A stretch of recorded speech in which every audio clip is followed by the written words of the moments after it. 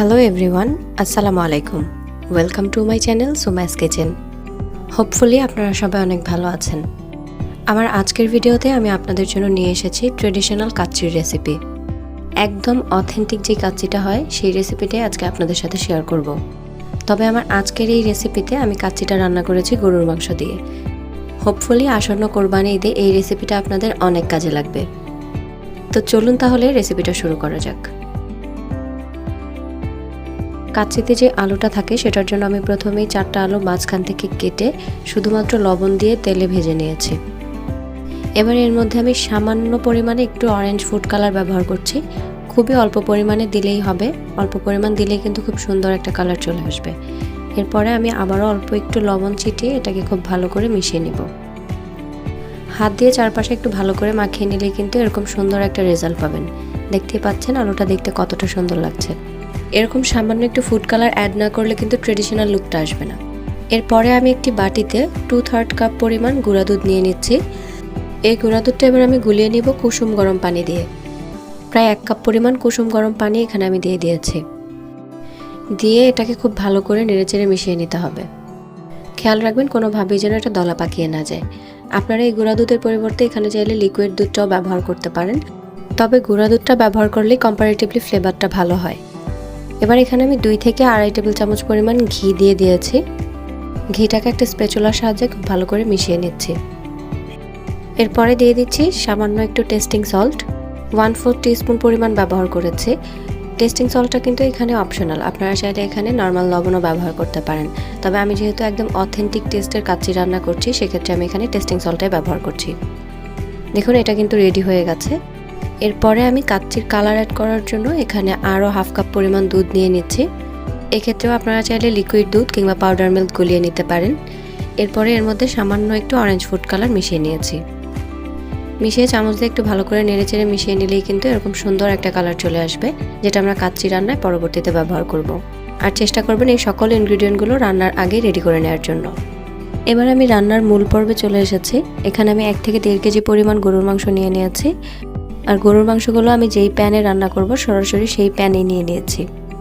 এরপরে গরুর মাংসের মধ্যে দিয়ে দিচ্ছি 1/2 কাপ পরিমাণ টক দই। এটা হোমমেড টক দই ছিল, আপনারা চাইলে কেনা টক দইটাও ব্যবহার করতে পারেন। এরপরে আমি 1 চা চামচ করে রসুন বাটা এবং আদা বাটা দিয়ে দিয়েছি। আর সয়া সস দিয়ে দিয়েছি 1.5 চা চামচ পরিমাণ। এরপর এখানে আমি দিয়ে দিব রাঁধুনির কাচ্চি বিরিয়ানি মশলা। আমার কোয়ান্টিটি অনুযায়ী এখানে পুরোটা প্যাকেটই লাগবে, তাই সবটা প্যাকেটে আমি ঢেলে নিলাম। এই মশলাতে কিন্তু অলরেডি লবণ ইনক্লুডেড, তারপরেও আমি এখানে 1/2 চা চামচ পরিমাণ লবণ ব্যবহার করেছি। লবণটা আপনারা অবশ্যই প্রয়োজন বুঝে তারপরে অ্যাড করবেন। এবার আমি আপনাদেরকে গোটা মশলাগুলো দেখিয়ে দিচ্ছি। রাঁধুনি কাচ্চি বিরিয়ানির মশলার প্যাকেটে কিন্তু 2টা প্যাকেট থাকে, ছোট প্যাকেটের মধ্যে এই গোটা মশলাগুলো দেয়া থাকে। এই মশলাগুলোর থেকে আমি তেজপাতা, এলাচ আর দারচিনিগুলো এখানে দিয়ে দিচ্ছি। আর এর মধ্যে কিছুটা শাহি জিরা এবং গোলমরিচ দেওয়া আছে, যেগুলো আমি চালটা ফুটিয়ে নেওয়ার সময় ব্যবহার করব। সাথে আমি 2-1 টুকরা তেজপাতা এবং দারচিনিও রেখেছি। আর বাকি যেগুলো ছিল সবগুলো কিন্তু আমি এখানে মাংসের মধ্যে দিয়ে দিয়েছি।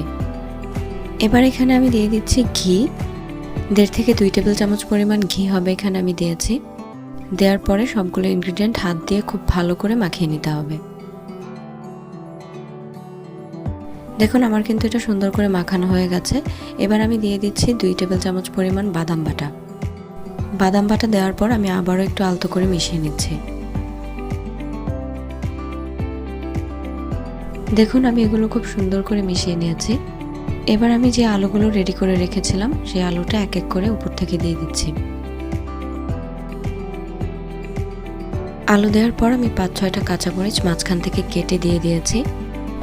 এবারে আমি দিয়ে দিচ্ছি পেঁয়াজ বেরেস্তা। হাতের পুরো 1 মুঠো পরিমাণ আমি এখানে পেঁয়াজ বেরেস্তা দিয়েছি। সুন্দর করে পেঁয়াজ বেরেস্তার লেয়ারটা দিয়ে নিতে হবে। পেঁয়াজ বেরেস্তা থেকে কিন্তু খুব সুন্দর একটা ফ্লেভার ছড়ায়। এবার আমি দিয়ে দিচ্ছি কিছু কিশমিশ। এবারে দিয়ে দিব মাওয়া। অথেন্টিক ফ্লেভারের জন্য মাওয়াটা অবশ্যই দিতে চেষ্টা করবেন। আর এটা কিন্তু হোমমেড মাওয়া তৈরির রেসিপি অলরেডি আমার চ্যানেলে দেওয়া আছে, আপনারা চাইলে দেখে নিতে পারেন। এবার এটাকে আমি 10 থেকে 15 মিনিট পর্যন্ত ঢেকে রাখবো। আর তারপরে আমি একটা স্টিলের বাটিতে কয়লা নিয়ে নিয়েছি। কয়লাটা অবশ্যই গরম হতে হবে। আর এই কয়লার মধ্যে সামান্য পরিমাণে একটু তেল বা ঘি আপনাদেরকে দিয়ে দিতে হবে। তারপরে সঙ্গে সঙ্গে ঢাকনা দিয়ে ঢাকতে হবে। ঢাকার পরে ঢাকনায় যদি কোনো ছিদ্র থাকে সেটাও প্রপারলি ঢেকে দিতে হবে। দেখতেই পাচ্ছেন কয়লা থেকে কিন্তু খুব সুন্দর ধোঁয়া ছড়াচ্ছে। স্মোকি ফ্লেভারের জন্য অবশ্যই আপনারা কয়লাটা ব্যবহার করবেন। যতক্ষণ পর্যন্ত কয়লা থেকে ভালো করে ধোঁয়া ছড়াচ্ছিল ততক্ষণ পর্যন্ত আমি এটাকে ঢেকে রেখেছিলাম। এবার উপর থেকে স্টিলের বাটিটা উঠিয়ে নিলেই হবে।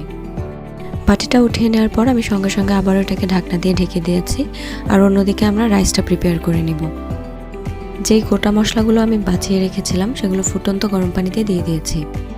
আর এরপরে দিয়ে দিতে হবে লবণ। চালটা সেদ্ধ করার সময় এখানে আমি 2 চা চামচ পরিমাণ লবণ দিয়ে দিয়েছি। এরপরে এখানে আমি কিছুটা তেল দিয়ে দিব। 1 টেবিল চামচ পরিমাণ সয়াবিন তেল দিয়ে দিয়েছি।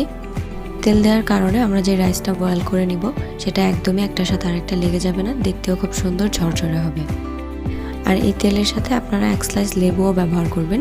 লেবুটাও কিন্তু রাইসটাকে খুব সুন্দর রাখতে হেল্প করে। লেবু, লবণ আর তেলের মিশ্রণের কারণে ভাতটা ভেঙে যাওয়ার একদমই চান্স থাকবে না, আর এটা খুবই সফট হবে। এই সবগুলো ইনগ্রিডিয়েন্ট দেওয়ার পর মশলা থেকে কিন্তু খুব সুন্দর একটা স্মেল ছাড়বে। আর পানিটা যখন খুব ভালো করে ফুটে যাবে তখন আমরা এর মধ্যে চালটা দিয়ে দিব। এই অবস্থায় আমরা চালটা দিয়ে দিব।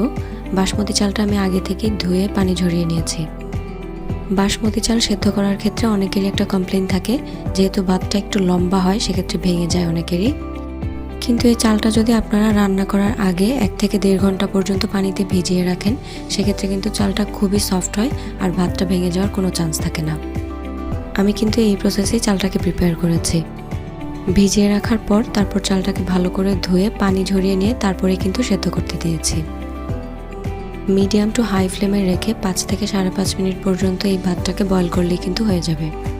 এর বেশি বয়েল করা যাবে না, কারণ এর থেকে বয়েল করলে কিন্তু ভাতটা পুরোপুরি সেদ্ধ হয়ে যাবে আর ভেঙে যাওয়ার চান্স থাকবে। ভাতটা আধা সেদ্ধ করার জন্য আমি ঠিক 5 মিনিট ধরে এটাকে বয়েল করে তারপরে পানি ছেঁকে নিয়েছি। ছাঁকনিতে ভালো করে ছেঁকে নেওয়ার পর আমি আগে থেকে ম্যারিনেট করা মাংসের মধ্যে এবার ভাতটা দিয়ে দিচ্ছি।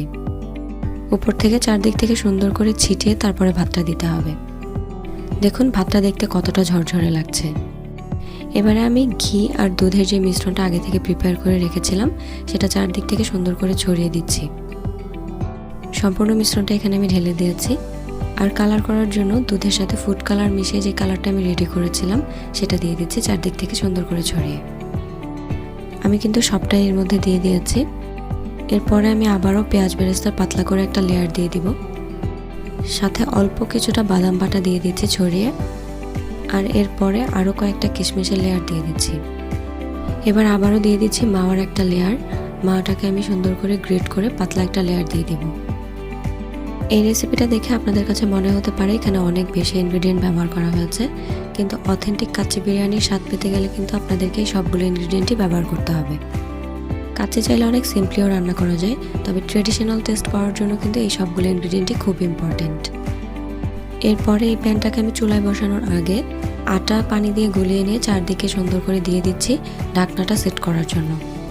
আমি আপনাদেরকে একটু ভালো করে দেখিয়ে দেওয়ার চেষ্টা করছি, হোপফুলি আপনারা দেখেই বুঝতে পারছেন। এরপরে ঢাকনাটাকে খুব ভালো করে প্রেস করে টাইট করে বসিয়ে দিতে হবে। ঢাকনা বসিয়ে দেওয়ার পর আটাটা খুব ভালো করে হাত দিয়ে প্রেস করে সেট করে নিতে হবে। এক্ষেত্রে আপনাকে অবশ্যই মেক শিওর করতে হবে কোনো দিক দিয়ে যেন স্টিম বেরোবার কোনো চান্স না থাকে। আমি খুব ভালো করে এটাকে সেট করে নিয়েছি। আর ঢাকনায় যে ছিদ্র থাকে সেটাকেও যে কোনো কিছু দিয়ে আটকে দিবেন। আমি এখানে একটা লবঙ্গ দিয়ে ঢাকনার এই ছিদ্রটাকে বন্ধ করে দিয়েছি। এই অবস্থায় আমি চুলা অন করে দিয়েছি। 10 থেকে 15 মিনিটের জন্য মিডিয়াম টু লো ফ্লেমে রেখে আমি এটাকে এভাবেই রান্না করে নিব। এরপরে আমি প্যানটা সরিয়ে নিয়ে একটা লোহার তাওয়া বসিয়ে দিয়েছি। প্রথমে এই তাওয়াটাকে আমি পুরো হাই ফ্লেমে রেখে পুরোপুরি হিট করে নিব। ভালো করে হিট হয়ে যাওয়ার পরে আমি এর উপরে আবারও প্যানটা বসিয়ে দিচ্ছি। বসানোর পর চুলার আঁচটা একেবারেই লো ফ্লেমে করে দিতে হবে। দেখিয়ে দেওয়ার চেষ্টা করছি, দেখুন আগুনটা কিন্তু একদমই লো ফ্লেমে রেখেছি। আর এই অবস্থাতেই 1.5 ঘন্টা পর্যন্ত এটাকে দমে রেখে দিতে হবে। মাঝখানে কিন্তু নাড়ানাড়ির কোনো ঝামেলা নেই। আমি ঠিক 1.5 ঘন্টা পরে ফিরে এসেছি। 1.5 ঘন্টা দমে রাখার পর একটা ছুরির সাহায্যে সাইড থেকে আটাগুলো সরিয়ে নিতে হবে। যেহেতু এটা অনেক বেশি গরম থাকে তাই এই কাজটা কিন্তু অবশ্যই একটু সাবধানে করবেন। দেখুন আমি ঢাকনা তুলে নিয়েছি। আমাদের কাচ্চি কিন্তু কমপ্লিটলি রেডি। এক্ষেত্রে কাচ্চি বিরিয়ানিটাকে নেড়েচেড়ে একসাথে করার কোনো দরকার নেই। আপনি যখন সার্ভ করবেন তখনই কিন্তু এটাকে সব কিছু একসাথে মিশিয়ে সার্ভ করতে পারবেন। আমি আপনাদেরকে একটু দেখিয়ে দেওয়ার চেষ্টা করছি এটা সব দিক থেকে কতটা পারফেক্টলি রান্না করা হয়েছে। দেখতেই পাচ্ছেন রাইসগুলো কতটা ঝরঝরে। খুব গরম থাকার কারণে আমি আপনাদেরকে এখানে দেখিয়ে দিতে পারছি না, বাট এটা কিন্তু খুবই পারফেক্টলি সেদ্ধ হয়ে গেছে এবং খুবই সফট হয়েছে। আমি আপনাদেরকে একটু ক্লোজলি দেখিয়ে দেওয়ার চেষ্টা করছি। দেখুন এই কাচ্চিটা দেখতে কতটা লোভনীয় লাগছে। সব কিছু মিলিয়ে একদমই ট্রেডিশনাল লুক। এভাবে কাচ্চি রান্না করলে স্বাদে গন্ধে সব কিছুতে আপনি একদম ট্রেডিশনাল একটা টেস্ট পাবেন। আই হোপ আপনারা দেখে এটার পারফেক্টনেসটা বুঝতে পারছেন। আমি আশা করব এই কোরবানির ঈদে আপনারা এটা অবশ্যই একবার ট্রাই করে দেখুন। এই ট্রেডিশনাল কাচ্চি বাসায় একবার রান্না করা শিখে গেলে যে কোনো ট্রেডিশনাল জায়গার কাচ্চির সাথে কিন্তু আপনি কোনো তফাৎ খুঁজে পাবেন না। কাচ্চিটা আমি একটা ডিশে সার্ভ করে নিয়েছি। দেখতেই পাচ্ছেন হাউ গর্জিয়াস ইট ইজ। সব কিছুর কম্বিনেশনে পারফেকশনটা জাস্ট দারুণ। ট্রেডিশনাল কাচ্চি রান্না করতে ইনগ্রিডিয়েন্টের পরিমাণ কিছুটা বেশি হলেও এটা কিন্তু রান্না করা খুবই সহজ। তাই এই সহজ প্রসেসটা মেনটেন করে আপনিও চাইলে একবার চেষ্টা করে দেখতে পারেন।